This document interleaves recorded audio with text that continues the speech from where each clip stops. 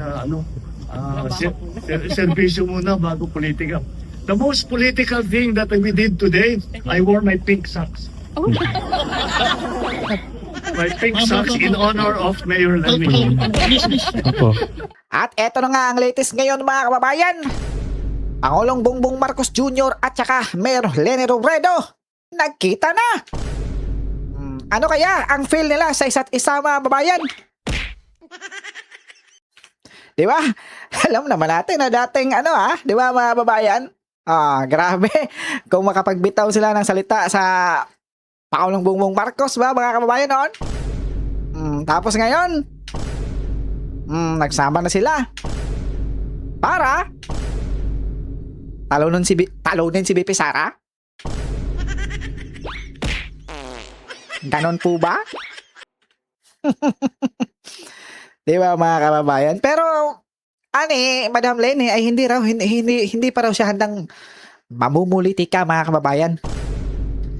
Di ba? Sa isang interview, anya na hindi pa raw uminit ang kanyang puwet sa kakaupo bilang mayor mga kababayan. Tapos papatakbuhin siyang mga kababayan, pangulo.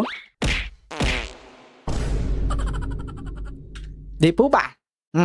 At saka eto pa mga kababayan sinabi dito sa interview ni Pangulong Bongbong Marcos Jr. na in the respect daw po ni Madam Leni ay nagsuot siya ng medyas na pink mga kababayan.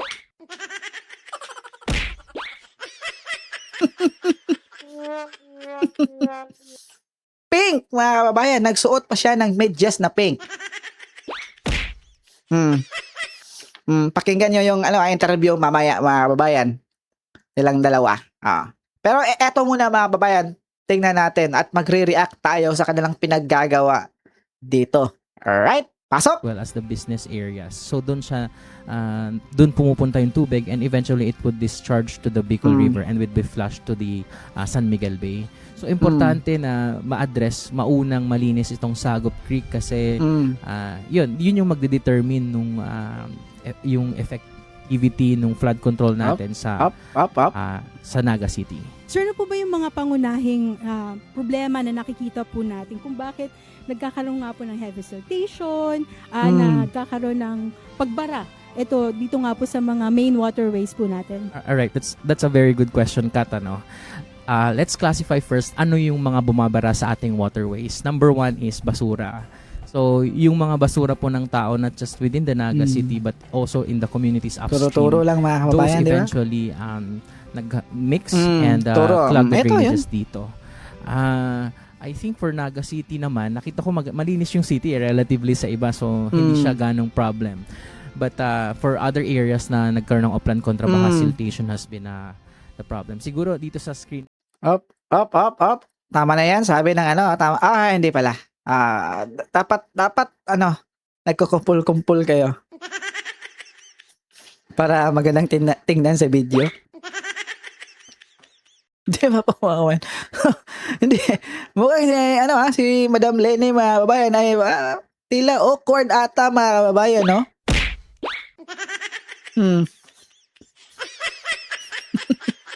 Di ba? Deforestation. Yung Pangulo natin may pinag-ano pa mga kababayan. No? Hindi, ito ang dapat gawin. Siltation sa ating mga rivers. And when siltation occurs, kapag nagkaroon ng mga lupa-lupa dyan, then vegetation would follow. So, tutubo na rin dyan yung mga damo, mga maliliit na halaman. Eventually, parang domino effect siya that would add up to the blocking of waterways. And of course, yung pinaka man-made dito, yung talagang nagtatayo na yung mga tao. Kasi nga din, nag-dry up na. May paano ba? Nagtayo na rin sila ng mga bahay na pa yung Pangulo natin, Kabayan? Sometimes, sila yung mga napag-iwanan, yung sector ng lipunan na napag-iwanan. They would tend to occupy these areas na hindi dapat. So over time, since the construction of these waterways, yun yung forward na natin mga babayan mukhang Very intuitive nga talaga, sir. Kasi parang whole of nation approach. Whole of nation approach. Consult with the academe, with the communities talaga, with the NGOs. Pangulo natin mga babayan, no? Exactly. And I think attack-in yung Pangulo natin mga babayan. At syempre, shades mga kababayan para mukhang astigin talaga. Tingnan nyo naman mga kababayan. Yung Pangulo natin mukhang hindi galing sa ano ha. Pero nangayayat yung ating Pangulo mga kababayan ha. Hop, hop. Ganun ba? Hop, hop, hop. Forward natin kabayan ha. Ang tagal ha. Tagal nilang ano mga kababayan.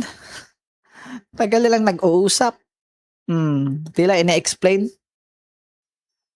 sa Pangulo yung mga pinagagawa nila mga kababayan.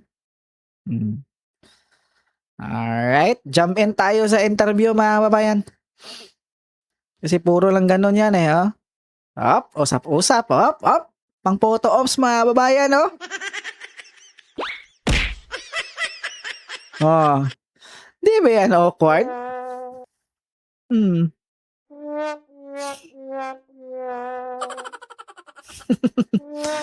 Di ba mga kababayan? Tingnan nyo naman. Di po ba? So ngayon, yung mga kakamping mga kababayan, so tuwang-tuwa.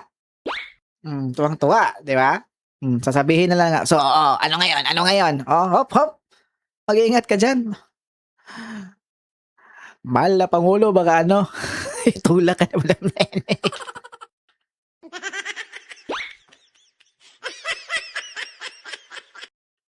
Di ba? Para masasabi nila mga kababayan no, na ito yung tunay na unity.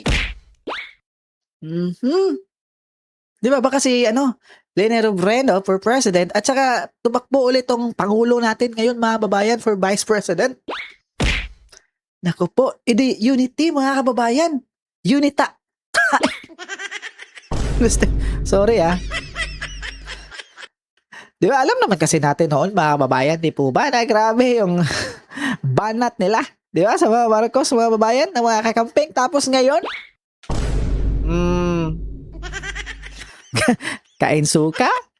Naku po. Ito yun Di ba, mga kababayan?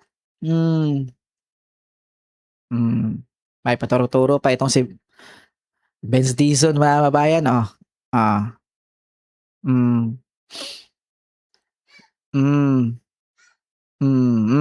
Forward natin mga kababayan. Ito na. Ating pakinggan po ang magiging mensahe niya. This is these are the beginnings of the perennial na flood problem here in Naga and in the rest actually of along the Bicol River. Alam naman natin, ito a basin. At maraming mga construction, hindi lamang yung private sector construction, kundi ang pagpagawa nito ng mga iba't ibang yung linipat ang dinaanan ng tubig. Kaya nakiha natin kabayan Isa pang bagay, yung nagsiltation talaga ng husto. Kaya kung titignan ninyo, dito lang tayo sa gilid. Napakababaw na nitong ilog na ito. And with ang sinasabi nga ni Mayor Lenny is that many of the places na dati naman ay hindi binabaha, and dyan na rin yung effect ng climate change. Kaya ngayon pag-upo, binaha. This is what we are trying to remedy. Malaking trabaho ito. It will take time, but marami na tayo mga intervention na pwedeng gawin, such as the pools that we are going to put up. But tawag nila yung retention fund para mabawasan para mabawasan natin yung pagbaba ng tubig. Dahil nga it is may Bicol River Basin, ang plano na talaga pwede natin gawin, na kailangan natin gawin ay kailangan natin mahuli, dapat ma-koleksyon na yung tubig bago pa bumaba sa basin. Okay. Dahil, again, as Mayor Lenny was explaining, this is a landlocked province. And because it's a landlocked province, ang tagal lumabas ng tubig. So, huwag na natin sana papasukin. But this is only the beginning. Ito, desiltation lamang ito. At hindi naman ito, kagaya ng mga ginagawa natin sa ibang lugar, this is not going to be one time. We will keep doing this until we have the more long-term solutions. At hopefully, down the road, if we design everything properly, hindi na natin kailangan paulit-ulit ng binabalik-balikan. Okay? All right. Tapos, tanong. Tanong po, tanong.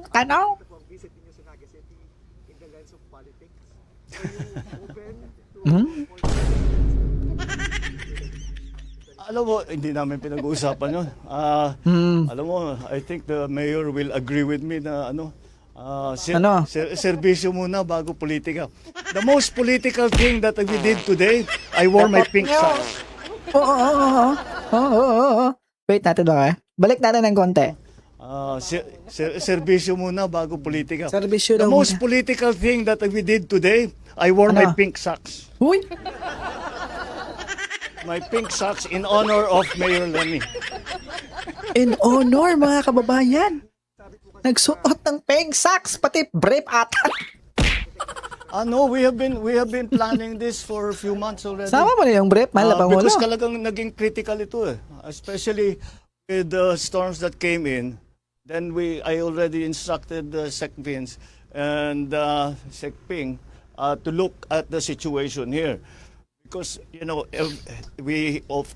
that Bicol is always the pathway of the storms, but the problem, the immediate problem that we saw, the change in pattern that we saw, is yung bigat ng bagsak ng ulan. Dati hindi naman ganun karami. You got 700 in one day, 700 centimeters of rain in one day. Ano yung katumbas ng 6 na buwan yun? Pas po siya sa Ondoy and Yolanda. Yeah, that's very significant, and that's why it became critical. So we did not discuss. Serbisyo muna bago politika. Marami pang kailangan gawin. Marami pa kaming kailangan gawin. So we will get to that. Aabot din tayo doon. May patrailing-trailing pa, mga kababayan. Kung baga. Again, politics.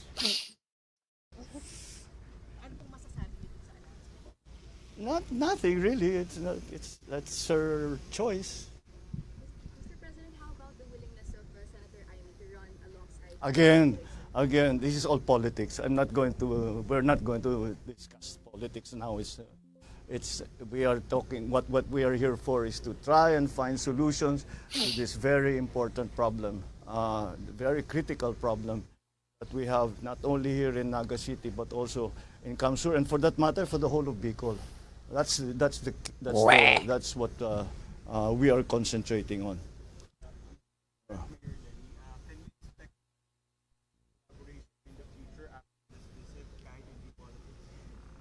We don't change. Whatever kung sinong, it's not only here kung sino ang nangangailangan ng tulong, the national government is here to help. So as you know, I came from local government, kaya I have great sympathy for the situations of local government, the different constituencies, the cities, the provinces, the towns, the municipalities. Kaya whoever comes to us for help, we will do what we can to help. There is not an increase, there is not a decrease, it's not political, it's only because it depends on the need. And that's why we are here today. All right? Sige. Sige. Well, I'm sure we will inspect it when it's further when the project is further along. We'll bring you back here, especially Maharlika Highway, because yun ang. In fact, many of the problems were identified because of our inspection of the Maharlika Highway rehabilitation and repair.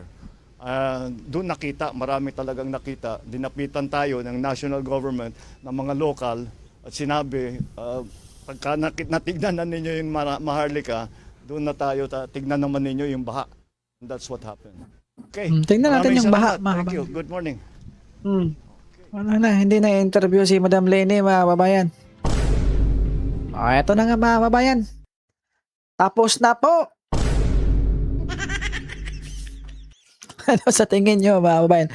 Anong masasabi nyo sa pagkikita ng dalawang to, mga kababayan? Ni Pangulong Bongbong, ay hindi ito pamumulitika. Di ba? Serbisyong totoo muna. Utot niyo. Di ba mga kababayan? Grabe, no? Oh. Tila ipinapakita nila mga kababayan na ito ang tunay na unity. Kahit magkalaban noon, ngayon, magkampihan na. Di ba mga kababayan? Yun yung gustong ipapakita nila, lalong-lalo na yung mga kakamping, tipo ba mga kababayan? Oh. Di ba? Kain suka, okay lang yan. Di ba mga kababayan? Para lang matalo si BP Inday mga kabayan. Utot nyo, mga di po ba? Grabe mga kababayan, no? Di ba? Nag-anunsyo lang si Madam BP na tatakbo siya, opisyal na tatakbo ngayong 2028 ay eto na mga kababayan. Di ba? Nag-set ka agad.